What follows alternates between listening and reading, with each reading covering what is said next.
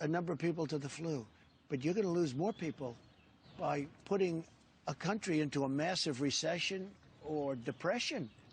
You're going to lose people.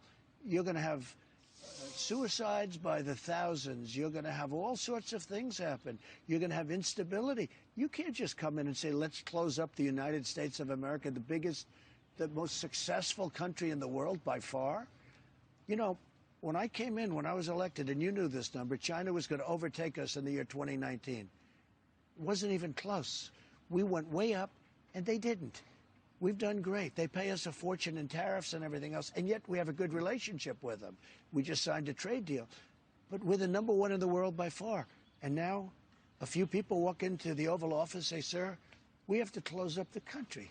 And I said, what are you talking about? And that, Mr. President, must have been a very difficult thing to accept. One of the most difficult decisions I've ever made, because I knew that when you do it, as soon as you do it, you're going to drop. I mean, they're talking about 20 or 25 points of GDP. Nobody's ever heard of 25 points. If we went down a point, that's a big deal. Now, all of a sudden, you're basically turning off the country. I said, this has never been done before. What are you talking about? But we understand it. You have hot spots. But we've had hot spots before. We've had horrible flus. I mean, think of it. We average 36,000 people, death. I'm not talking about cases. I'm talking about death. 36,000 deaths a year. People die, 36 from the flu. But we've never closed down the country for the flu. So you say to yourself, what is this all about?